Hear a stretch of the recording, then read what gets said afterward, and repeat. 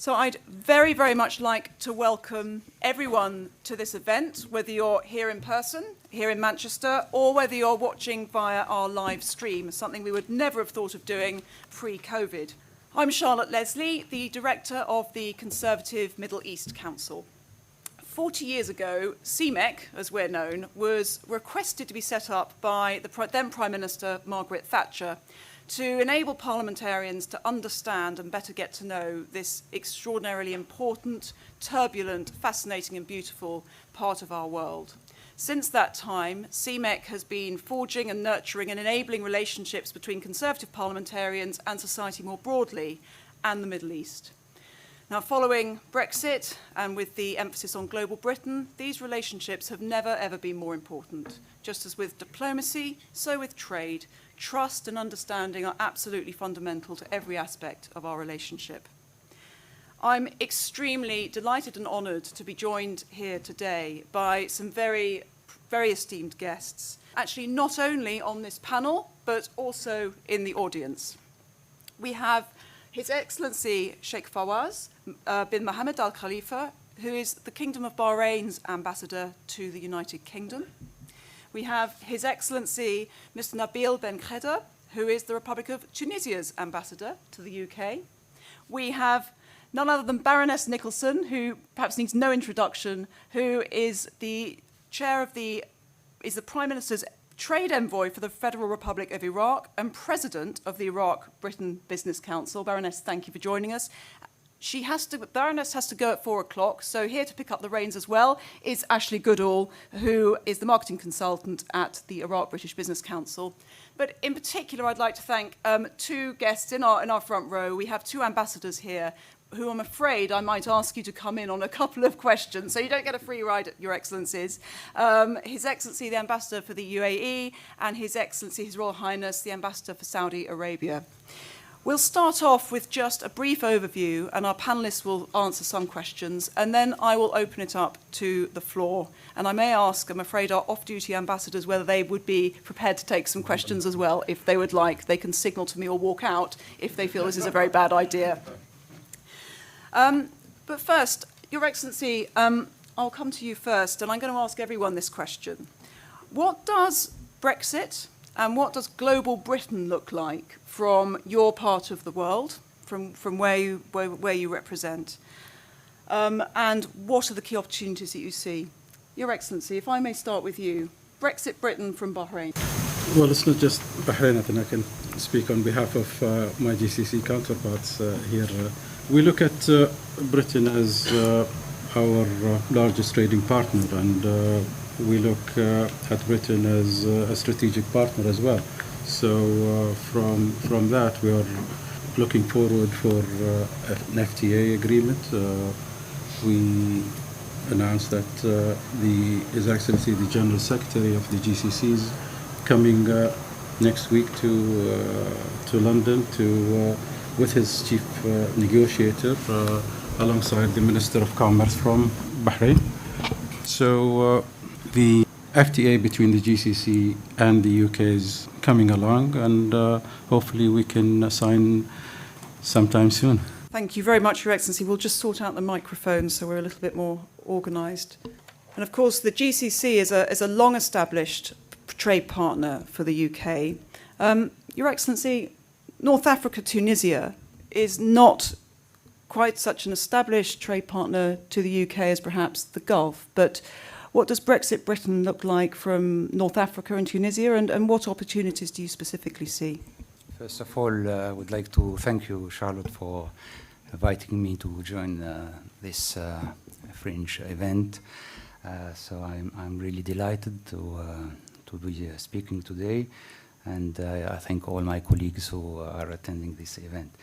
Of course, when we we thought about Brexit, we thought about having a bilateral relationship with Britain that could be a great opportunity to develop trade. As you mentioned, we're starting from a quite low level. Although, if we go back to history, Tunisia and Britain have been trading, since Roman times.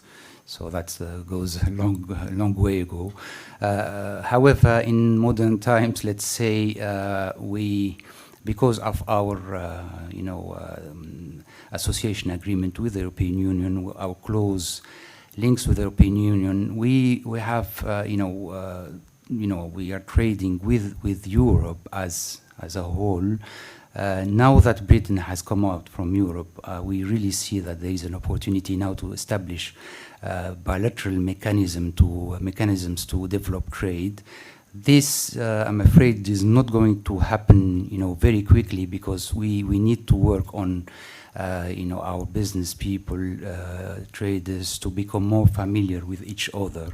And as you rightly mentioned, the fact that we don't belong to the Commonwealth. We have more, closer relations with France. Our objective is to try to diversify our partners, and we see that Britain, could become very, very quickly a strategic trading partner for Tunisia, and it is, I think, in the mutual benefit of both countries, both sides. Your Excellency, thank you. It's very easy when we talk about global Britain to feel this is somehow a new thing, but of course we've been trading with the region and the Middle East for many, many centuries, and it's just taking it into a new era. Baroness, if I can come to you, you are a great expert on Iraq. Could you just talk to us a little bit about the importance of Iraq and trade with Iraq for Britain? Thank you very much indeed, Charlotte. And could I say at once what a pleasure it is to be with the Conservative Middle East Council. This is an immensely respected body which has a vast amount of knowledge and talent at its fingertips, and history as well. So it's the first time I've been invited to speak to you, and I'm very honoured to do so. I'm also slightly embarrassed at having to run away at 4 o'clock or 4:15 or something, but that's because British Rail, in its various different guises, is not exactly the most brilliant transporter I've ever met in my life. However, so, trains keep getting cancelled. I know, awful. I don't think it's anything to do with the government, mind you. Nothing's anything to do with the government that's not working. That's the great thing. Everything that works belongs to the government. Everything that doesn't work belongs to somebody else. Probably the opposition. I have been very fortunate in my life in having the opportunity to visit nearly all your countries and to do, I hope, a variety of one or two helpful things. I'm ashamed to say that the ambassador on my right, I have not yet tormented him by visiting his wonderful nation, but I have had the opportunity to work a great deal in the Islamic Republic of Iraq and in the other nations that are here today, and it's a very great pleasure, therefore, to be among your esteemed company. I started work in Iraq some time ago. I was concerned at the level of public health following so many different wars, so much conflict. At the moment, Iraq, which is a nation that I love dearly, wonderful people, it has 5.5 million orphans. Colleagues, don't forget that. That's something to think about. Children with no father, children, many of them, with no mother either. And that's the thing that hurts my heart. And of course it also has, with so many orphans, it has many widows. So women like me, I'm a happy widow. My husband left me well provided for, very comfortable, and I have many relations. So I'm a widow, not because I wanted to be one, but because the good God took my husband away a bit earlier than I would want him to do. But other widows living on the streets, unable to do anything else to feed their children except to sell their bodies. That is the most horrible fate for any woman. I started in Iraq for those reasons. Quite soon I realized that in order to get people off the streets, one has to have work. You have to have things for people to do, which others will buy, so that they can start to earn a living. In other words, none of us like living on charity. It is essential sometimes, and of course when you're a child, there's nothing you can do to earn a living. So I then started something that I named, with the permission of the Prime Minister of Iraq and the President of Iraq, I named it the Iraq-Britain Business Council. Not the Iraq-British Business Council, because my Britain is international. We are one of the most outward-looking nations of the globe. We have to be. We're a small rocky island, and if we don't move around a bit, nothing will ever happen. So we are one of the most outward-looking of nations, as is reflected on our huge and brilliant diversity of population and multiplicity of wonderful visitors. Indeed, I think that we have the largest quarter, the largest quartier of France, even more, I think, than bits of Paris, in South Kensington, which is why there's such delicious croissant there. And we also have most of the young Germans living in, running the City of London. So, and then we have, for example, in the National Health Service, we have a vast number, mercifully, of highly talented Iraqis and others. So I then began the Iraq-Britain Business Council, also a charity, also an effort which is not for profit, but in order to make work. And went and knocked on the door of all the big businesses and said, come on, you've got to help. It's no good just digging oil out of the ground or whatever you happen to be doing. You've also got to get people employed. And so, as Ashley will tell you, the Iraq, for which he very kindly gives time to both the charities, we have made tens, not us making it, but the businesses that we've drawn in and looked after and loved and supported and encouraged, they have made tens of thousands of jobs, proper jobs, good jobs, jobs that mean something. And that's what's so exciting. And then in the middle of it all, quite apart from the public health, we also have schools, orphan schools. The orphan school which the Emir, the late Emir of Kuwait financed, for example, small and wonderful for orphans in the bottom end of the back end of the poorest bit of Basra. I, as you can see, believe powerfully that Iraq is a wonderful neighbour. She's had difficulties, but I'm sure she's coming through them. I have an election on the 30th of this month, which I think will be a good election. I've monitored 2 Iraqi elections earlier. I've monitored 134 elections in the world, so I do know a little bit about good elections, and both elections in Iraq have been exceptionally clean and wonderful. And so I'm very hopeful, very positive, with a good outcome, and I'm looking forward to all of us rebuilding the bits and pieces of Iraq that have fallen by the wayside, and above all else, helping the widows and the orphans. Thank you very much. Baroness, thank you very much for reminding us all that trade is not distinct and disassociated from social issues. It's quintessentially part of it. Now, I'm going to ask each of you, what's at the front of your shop window for your particular nation? What are you most excited about, be it goods or services? What do you most want us to know about here in the UK? And I'm going to mix it up a bit, and Your Excellency, I'm going to start with you. Well, I think when you look at Tunisia, it's quite a diversified economy. And we are basically, it's an export-driven economy. So we are working at, very high standards. Lots of manufacturers in Europe and even in the UK are sourcing in Tunisia their products. So I'm number one. I'm trying now to focus on bringing in olive oil because I think here people they not familiar with where the best olive oil is being produced. And I think Tunisia definitely has one of the best olive oil in the world, and I hope that one day consumers here in the UK will enjoy the benefits of. We are the first producer of organic olive oil. But if you look at our exports, they are mostly manufactured goods. So that means that we have to look at Tunisia as a good source of supply for many goods, including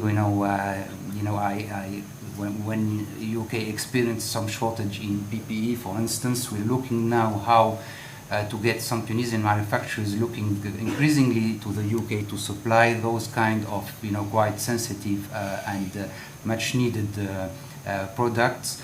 Textile Tunisia has been always one of the first largest suppliers of garments to the UK, and to the Europe and even to the US.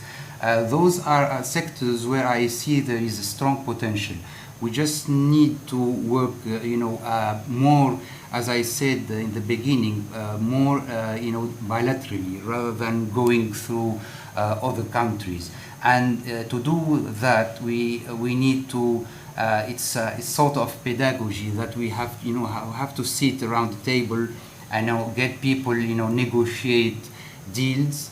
And I think both governments are very keen to do that. And by the way, there is now a technical assistance program that is being now implemented in Tunisia by a UK consultancy to get Tunisian and the British, speak to each other and try, to look at, how we can increasingly work together. Thank you, Your Excellency. I'm not going to be impartial. Try Tunisian olive oil. It is, dare I say it, the best, at risk of upsetting everybody else. Your Excellency, if I can come to you, and I'm afraid, if it's all right, Your Excellencies, Your Highness, I might ask you as well to just give a few comments on opportunities in the Gulf. But first, Sheikh. Thank you. Well, our governments have just completed the joint trade and investment review at the end of June, and we're looking to complete that with the final consultation starting from October. I think that's the date was set. From this, we're looking at wide range of areas that we could cooperate, since our economies do not really compete each other. We produce totally different produces than the UK does, but we're looking at basically agriculture, food and drink, education, healthcare, life sciences, financial services, environmental, green technologies, and renewable energy. So we're looking at a variety of sectors, and hopefully once the consultation is done, we'll start negotiating, most likely beginning of 2022, and we'll have a final free trade agreement between the GCC and the UK. I don't know if you can add Your Royal Highness or Your Excellency. Your Royal Highness. Certainly, I mean, I think it's vast, really, what the region, the Gulf and the region has to. I'll just hold that. Has to offer, and particularly from the UAE's perspective, I think it's across the board. It's all of the fundamentals of a very strong relationship, but really with the ambition to take it much, much further. So, His Highness was here, and they announced the partnership for the future with the Prime Minister, with investment into the UK economy across energy, life sciences, infrastructure, technology. So there's all these fundamentals, as His Excellency was saying, Sheikh Fawaz, on the free trade agreement. Fantastic. That's great. Our economies generally complement one another in sectors. So I think there's real, high ambition there to strike a competitive free trade agreement. But I think there's many other sectors. When you look to the Emirates, when it comes to advanced manufacturing and our exports to the UK, from retail sector, I think the GCC is very ambitious in its desire to liberalise the visa regime and make it easier for our citizens to visit here and spend on the economy, and that's something. So it's across the board, but ultimately, I think it's the human capital that our countries share, and the long history that we have together, and I think that's something that plays in well to global Britain. So that's really sort of my 2 cents. Your Royal Highness. Thank you, Charlotte. It's a pleasure to be here with you, and wonderful to hear from all the colleagues. There's not a huge amount, much more to add. The GCC is very similar, but we are also different. And I think we are well on our way to agreeing a free trade agreement. And it's never simple, but it's, as His Excellency Sheikh Fawaz said, we don't compete in many things. And I think that's a benefit. And that's where we should be focused, is where we can best provide for each other in partnership rather than compete against each other. And luckily, naturally, that works. I think one thing that all of us, not just in the GCC but otherwise, are looking for is greater investment from the UK into our part of the world. It's not a one-way traffic. We have every single development area in the GCC as a whole, not just Saudi Arabia, from education to tourism to infrastructure to developing our own manufacturing abilities to healthcare. And we in the GCC in particular are very much looking forward to jumping ahead of where we are in the development process. And so getting help to do that so that, you know, it's not about doing things as fast as everyone else. It's about doing it a bit faster. Otherwise, you're falling behind. And so we're very much looking at where we can jump ahead into the next, you know, whether it's AI, future technologies, huge opportunities both ways. And like the UAE will hopefully be announcing some investment projects in the UK. But we're very much looking at sharing your skills and abilities that you've developed here in the UK over many, many years and bringing that and learning from that in our region. I think there's a great opportunities. We're going through massive development and change to join that with the new global Britain in the post-Brexit world. Yeah. Your Excellency, thank you so much. No problem. Thank you, Charlotte, for arranging this gathering. It's really important for us to see the audience and listen from my colleague, His Excellencies and Royal Highness, their views, and the Baroness about their experience and the views for the future of the relationship between the Middle East and the UK.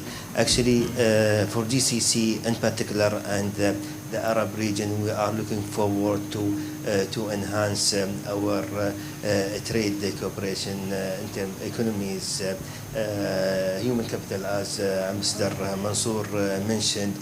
Many of our students studying here in many aspects. We are ready for this. We believe in Qatar in sport to bring people together.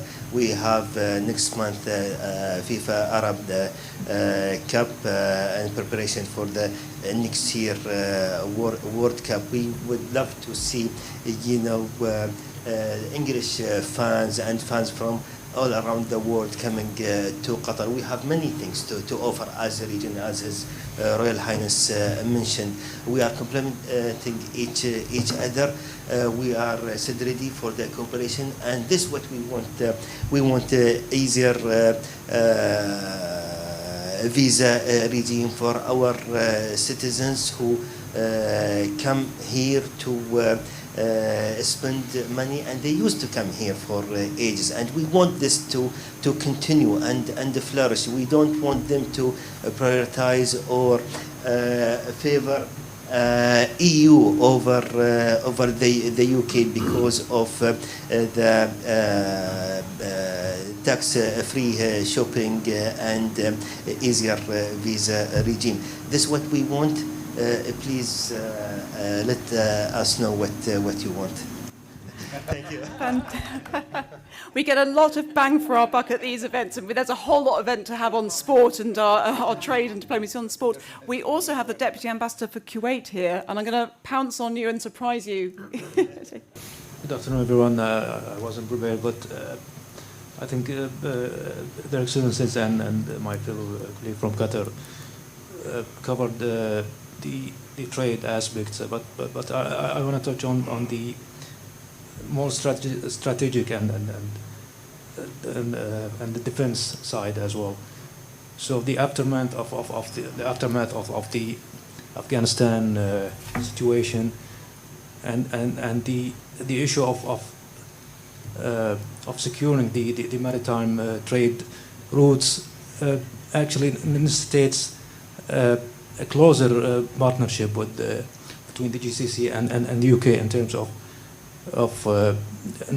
ensuring the safety of international trade and and working together to ensure stability in the whole region.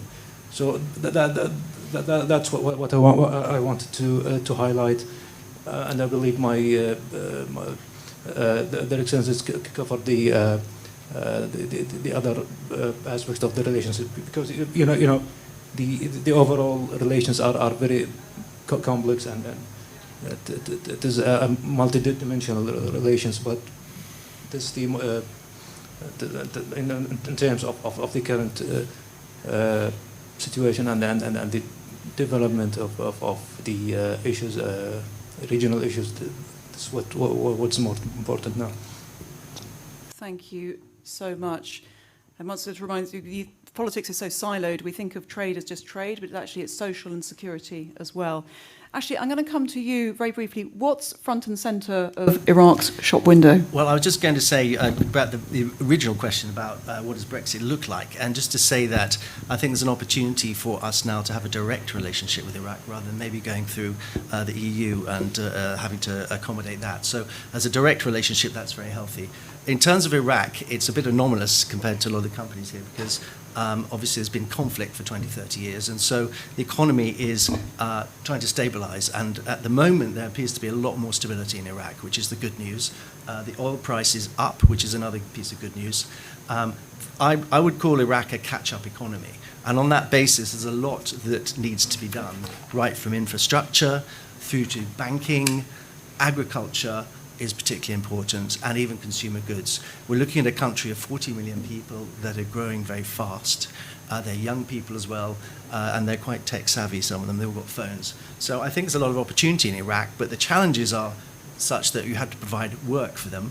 And as a private sector organization that probably accounts for about 40% of Iraq's GDP, our members that is, we're very keen that the private sector has to thrive, and there's a lot of legacy of the state sector that is quite difficult to maneuver, and setting up businesses is tricky, but I think the government understand this, and they're beginning to move and beginning to reform. So as soon as things start moving in terms of make it easier to set up businesses and to stabilize the economy, there's a lot of opportunity in Iraq, particularly for the British. And finally, to say that originally the Brits helped set up Iraq in 1923, and there's a lot of legacy for education and healthcare structures there.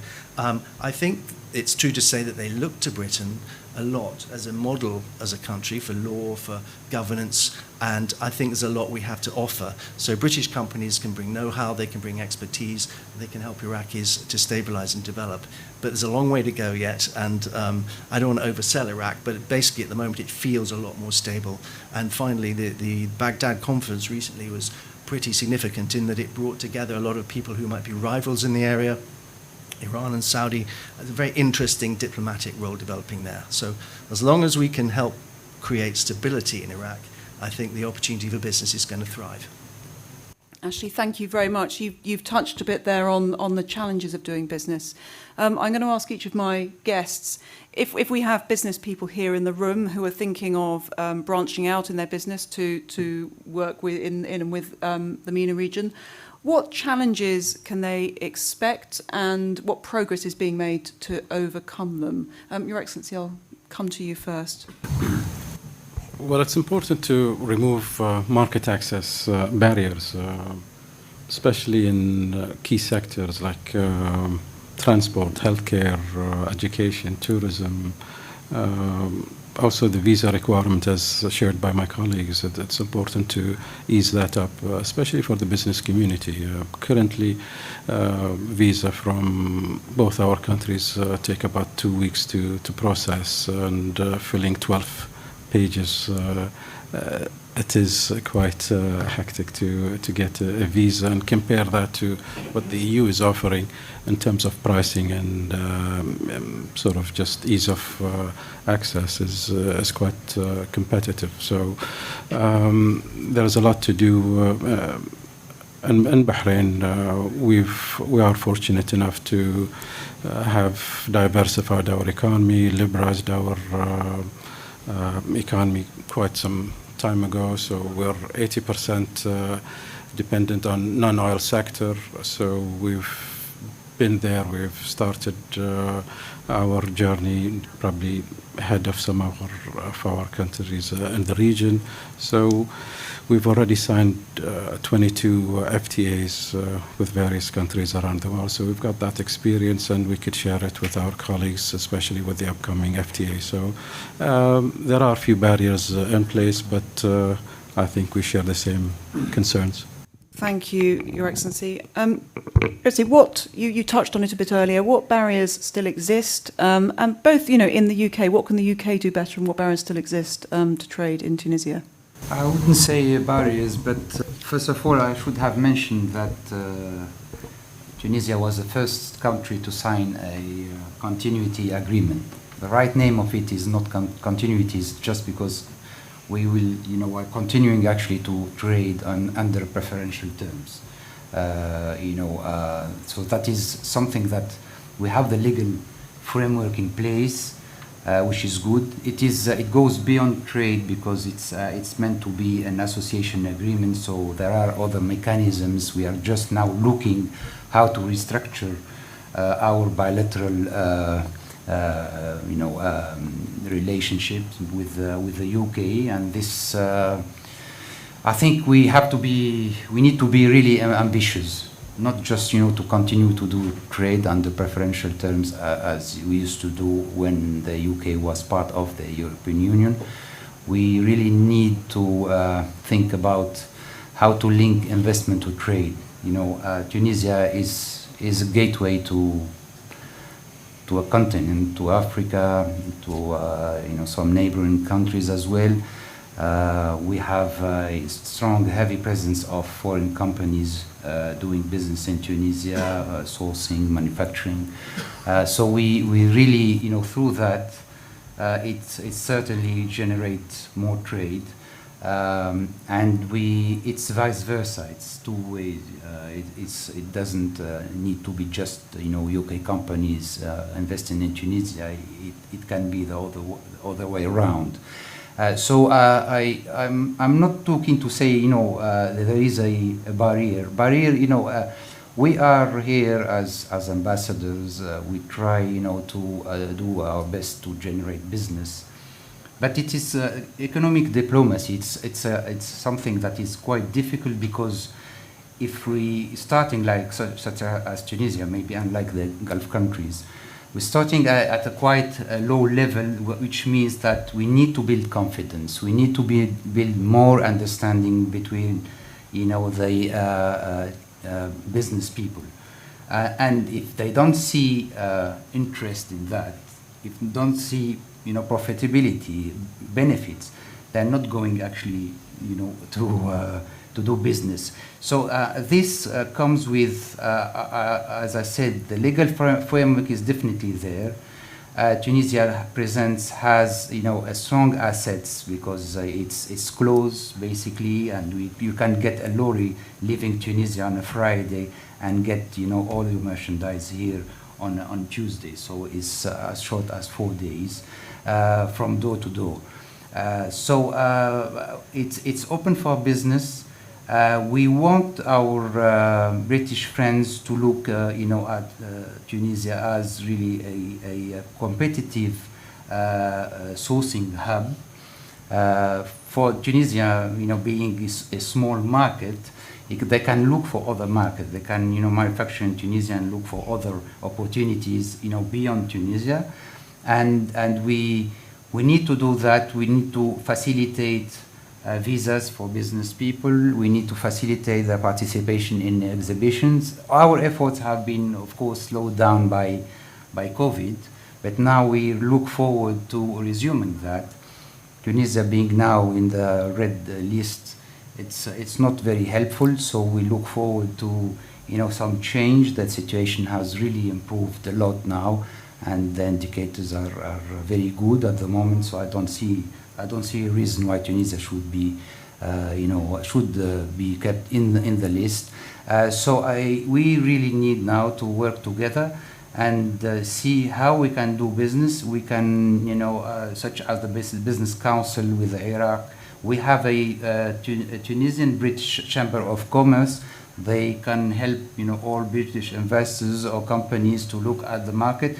The UK, which is the financial facility that is provided by the UK government, has earmarked as much as 2.5 million pounds, which is, a great amount to try to encourage UK companies to look at the opportunities in Tunisia. So of course, the British Embassy in Tunisia, they're doing a great job to speak to business people here and in Tunisia. So this is a joint effort, and I think if we want to see global Britain succeed in our part of the world, we need to make more efforts. And those efforts, I think, should be coordinated in a way, between both governments. Your Excellency, thank you. And I can see we've got 20 minutes, just under 20 minutes left. I'm going to ask each of our panellists one final question, and I'm going to open it up to questions from the audience. But I can see in the audience, I can see faces of business people, I can see some policymakers. To my guests, what would your message to our audience be? What can government, businesses, MPs, peers, what can we do ourselves to increase opportunities and to see global Britain succeed? What is it that we in this room can do?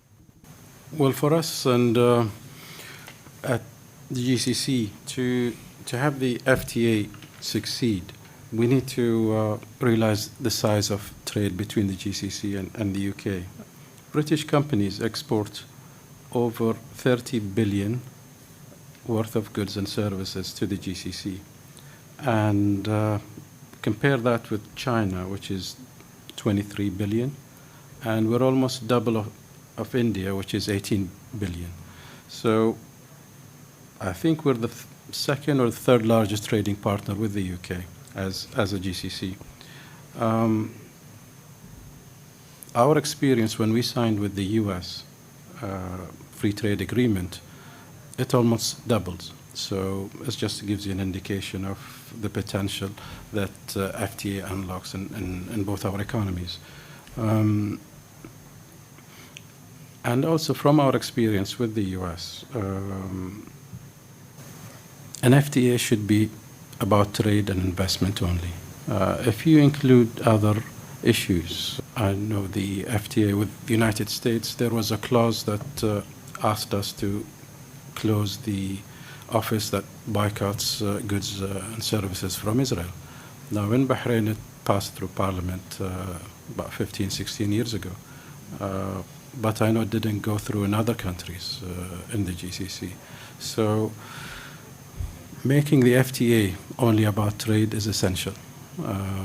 If we include other items, whether it's human rights or other issues, other political issues, it just complicates things. You will add items, we can add more items as well onto that list, and just makes it a bit more complicated. So if we simplify that and make it just about trade, I think it will go a long way and make it easier to sign.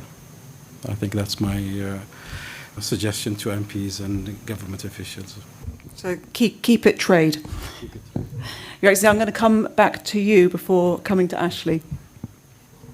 Well, I think we touched upon a very important issue here, is how to link trade to other issues that are not maybe directly linked to trade, but I have in mind, for instance, education. We in Tunisia, we have young population with highly educated people, and I think if we try to make maybe English become a business language in Tunisia, I have nothing with French. I have been educated in French universities myself, and I love French culture, but it's not my point. My point is that business have English has become the language of business. We have to make English more available to Tunisian young people, and the British Council is doing a fantastic job in training the English teachers in Tunisia. We need to have more students, and that's because education, I think, is a long-term investment in our relationship. If we want really to see people, people-to-people contact, through that, I am sure we will have more trade, we will have more interest. My message to the decision makers here, to officials and MPs, look at our part of the world. There are, plenty of opportunities. Look at young people. They are, very talented. We have artists. We have, all sorts of people, musicians. Try to facilitate, all sorts of contact. Bring them over here. Try to encourage young British people to go and visit our countries, to discover the culture. And it's good, that the Cmec has been doing that, through delegation, So it's always good is to look, of course, to look at business, how we can, achieve business. But more than that, more importantly for me, is if we want to build something, on the longer term, we really need to, speak to the people, the culture is, we have a fantastic culture here. It's not visible in Tunisia enough, I think. I am not speaking on behalf of Tunisia, of course. You have the musicians, you have the artists. Why don't we see more British artists in Tunisia? So we really need to bridge those bridges. And I think if with the UK, want to be a global actor, I think that through that soft power, it can accomplish, a lot in Tunisia and elsewhere. So this is my message. Really, I've been trying. I've been here now for 4 years, and I can tell you, that education, higher education, has been really, a major focus in my work and in my contacts with the British government. And it's good that. Hopefully, then after COVID, we will see more people traveling, from Britain to Tunisia and vice versa. Thank you, Your Excellency, and Cmec looks forward to promoting and facilitating that as much as we can. Actually, finally, to you. I've got 3 points that would make things easier for trade. The first one is expanding UKEF, which is very useful, and there's a much greater demand to use it in Iraq, particularly from our members and for the private sector. So that would be excellent. They're not giving money away, they're just simply underwriting risk effectively. So I think that could be rapidly expanded. The second thing is there should be a lot more support for SMEs, particularly in Iraq, for translation services, for visas, for all the things that help and enable businesses to happen. So I think that could be expanded. And the third thing, particularly with Iraq, is allowing British banking to remit money around the place between the UK and Iraq instead of having to go through America half the time. So that would make life a lot easier. Actually, thank you very much indeed. We have 10 minutes left, and I'm going to open it up to questions, and I can see 1, 2, 3, 4 already. Can I ask you, to say who you are, and if your question is directed specifically at one of the members of the panel, please say. Otherwise, I will ask members of the panel, if they want to answer the question, to just let me know, and anyone who wants to answer can. So I'm going to have a gentleman over there, and I'm going to take 2 at a time. So I'm going to go across the room, 1, 2, and then I'll come to 3, 4 afterwards. Sir. What do the panel think in terms of opportunities for renewable energy opportunities between the UK and their respective areas, countries? Renewable energy. I could say briefly that Iraq is already inflecting that way because they've got an energy deficit. And the first thing they're doing is capturing flared off gas to make that into energy. So Shell are working on that any moment now. And there's a big initiative to do solar power. So that's on the way, and they're very aware of it. I think there are a number of initiatives in our part of the world being drawn up right now, especially with COP26 coming up. So although there are a few initiatives currently, like solar power and wind power, and trying to depend on nuclear power, and trying to depend less on fuel and start using something that's sustainable. But I don't want to go into the details because we're leaving some for our delegates to announce the new initiatives at COP26. So I will leave you in suspense till then. Spoiler alert. Yes, if I can answer quickly about renewable energy. British gas used to be the flagship of UK investment in Tunisia, 20 years ago. And we're looking now at a major UK company to look at the opportunities in terms of renewable energies in Tunisia. We have a quite ambitious plan to get to 30% of renewable energy by 2030. So that's quite close, actually.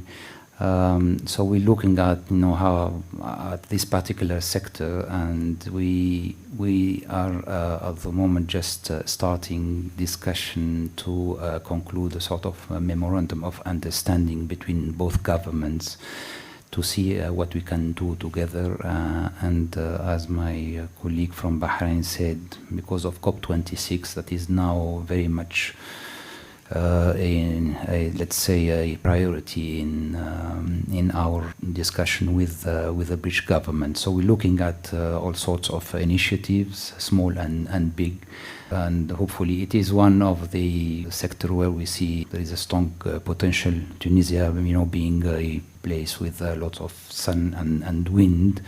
It's a business-friendly environment, so we expect that there will be a few companies that will be interested in looking at what they can do in Tunisia, and it's, as I said, it's a priority for the Tunisian government at the moment.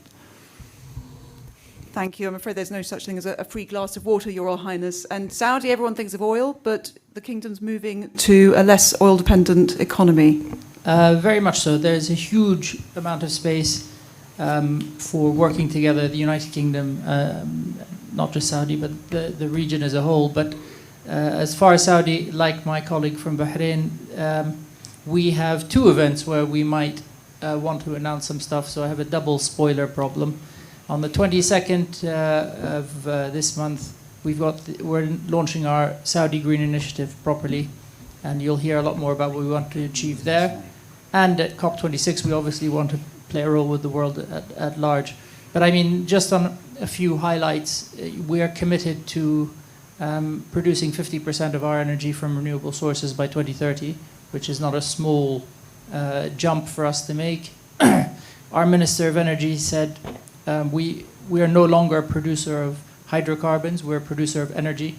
We're building one of the largest green hydrogen plants in the world in the northwest corner of Saudi Arabia. And actually, as far as shipping is concerned, there's a lot of work to be done in developing the hydrogen capabilities of the shipping industry, which I think my government is pushing towards developing that industry, and there needs to be a lot of investment to make that work. At the moment, it's not practical.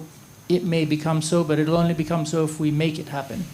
And that's part of the sort of green industrial revolution that we want to see and be part of. The Prime Minister said not long ago that he wants Britain to be to wind what Saudi Arabia is to oil. Well, we want to be to wind what Saudi Arabia is to oil, so he's got competition. Perhaps we can compete and work together instead of, we can work together rather than competing. Thank you very much. Spoiler alert, remember you almost heard it here first. There's a question, gentleman here, and actually I'm going to take two this time. Gentleman here, and then lady here, and then finally, so I'll come to you. Thank you very much. Phil Rosenberg from the Board of Deputies of British Jews, and it's great to be here among friends. We've had both His Excellency Nabil and His Excellency Sheikh Fawaz at events we've done over recent years, and thank you for your long-term friendship to the UK Jewish community. Obviously, in the last year, a seismic event was the Abraham Accords, which has really opened new opportunities. And I just wanted to ask both panelists, particularly in view of the recent event in Iraq as well, where there was talk of kind of expanding that, the desire among some quarters to expand that there as well.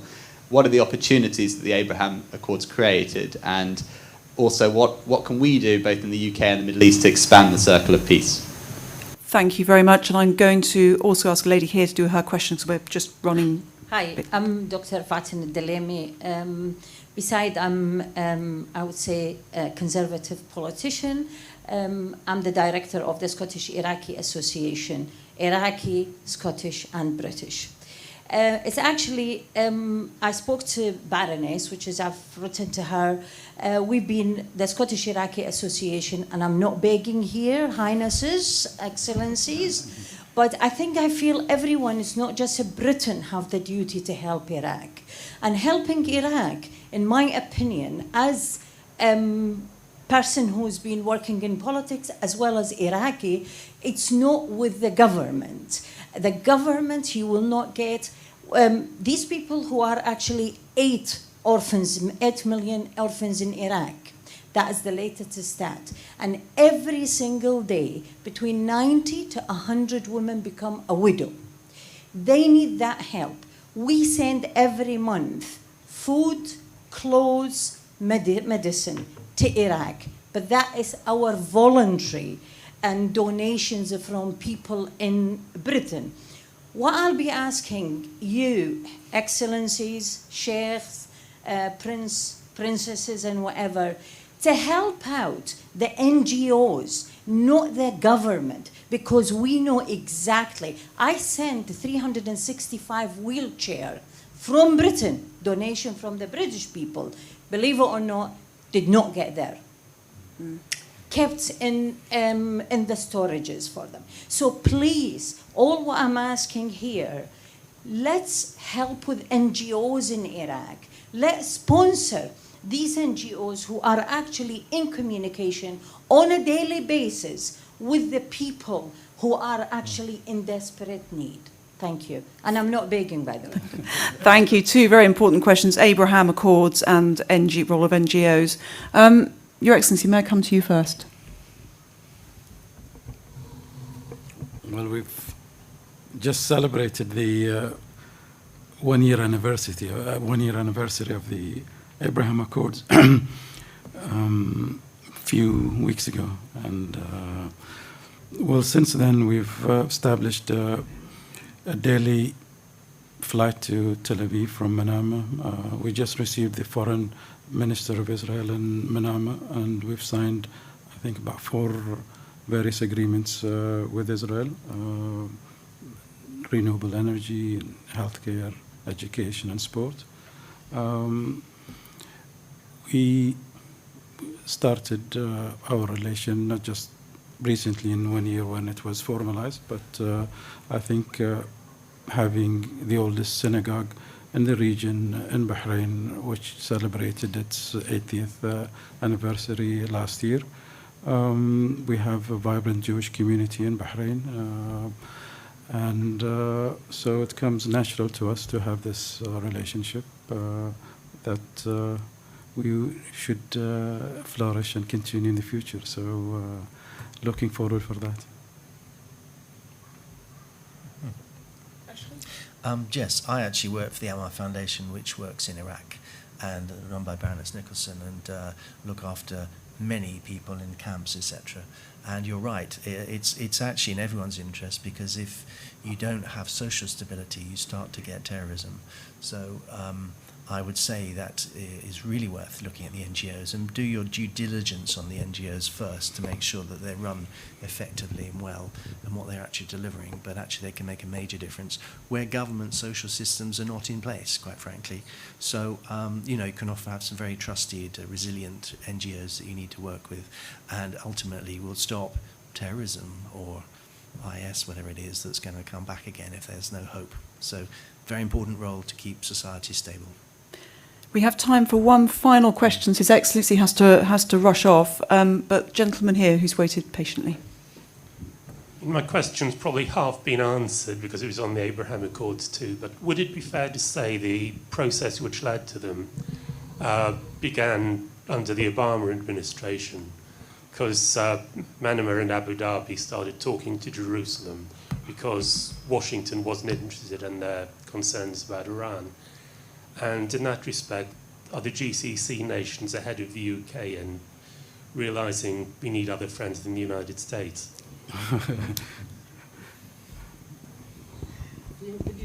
to leave. Yeah, exactly. There he goes. I'll just answer it quickly. And I think we've started way before that date. If you remember, during the Trump administration, we've organized the Peace for Prosperity conference in Bahrain, where basically everybody in the Middle East, including Israel, presented their views on a future peaceful Middle East, where Palestinians and Israelis and Arabs and Jews could live together in a peaceful environment. So there was a lot of ideas that were going back and forth there, and from that, envisioning a peaceful Middle East, envisioning this coexistence, investments in an area that could work together, made it possible for us to sign the Abraham Accords. So it's a number of issues. So it's not just one incident that happened, but I think it's the history of the Jewish community in Bahrain. We have an ambassador who's Jewish that represented Bahrain in the United States. We had Jewish at the parliament in Bahrain. So for us, it was easier to make that decision than others. I'm just going to ask each of our panelists, if you have time, do you need to go right now? You go. That was your wrap up. Thank you very much indeed. Thank you so much for joining us. As His Excellency makes his way out, I'm just going to ask the rest of our panelists just to give final thoughts on what they would like you to leave the room with at the top of your mind. Your Excellency, thank you again, Sheikh Fawaz. Your Excellency, I'll come to you first. I think we mentioned trade in goods, and I'm thinking maybe trade in services could have a strong potential. One of the interesting programs we're working on right now with the British government is to bring Tunisian startups here in the UK to provide some solutions, to IT companies here in the United Kingdom. So that is something that where I see a strong potential, where we can develop, collaboration, not just the normal, let's say the traditional sectors.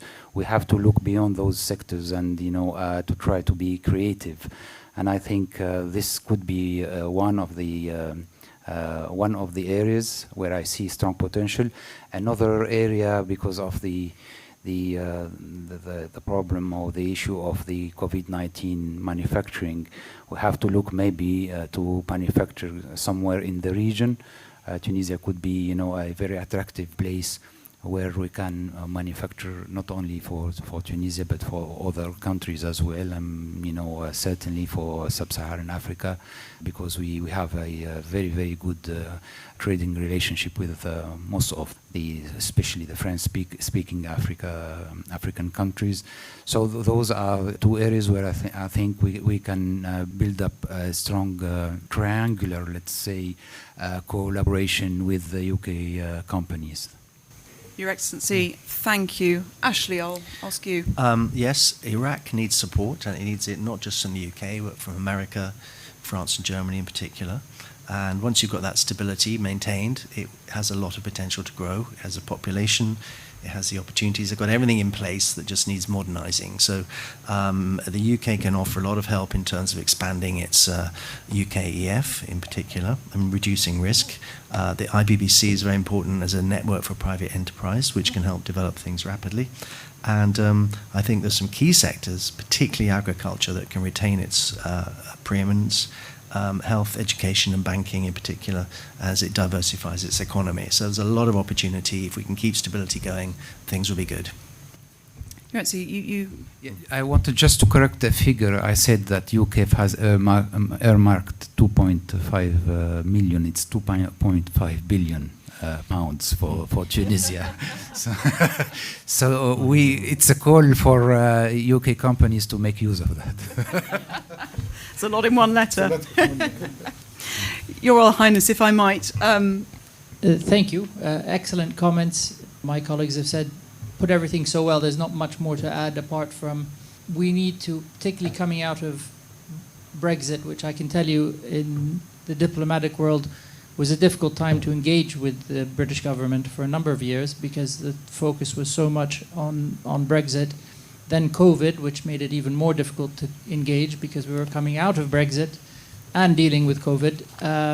And now we're starting to get conversation, communication back up again. Very positive thing. There is so much scope for the United Kingdom to do a lot with our part of the world. And I think we need to focus on the partnership aspect of working together rather than what we can do in each other's countries separately. And it covers everything from the social, the cultural, energy, defense. All of these things are important. Britain used to play quite a significant role in the world as one of the world's largest empires. It knows how to deal with the world, and I think there's a lot of great knowledge here on how to do that. And the better relationship we can build now, as you guys need to become global Britain again, the better we can do. And I think this government is well placed to push that forward, but also any other future governments. But now's the time. We wait too long, we miss the opportunity, and it ain't going to wait around for us. So, thank you. Your Royal Highness, thank you very much indeed. And by coming to this event, you have all in the audience been part of building and forging that relationship. All that remains is for me to say thank you so much to our panellists, their excellencies, and also to our audience members, you, but in particular, Your Royal Highness and the Deputy Ambassadors we've been very privileged to have here today. Thank you all very much indeed.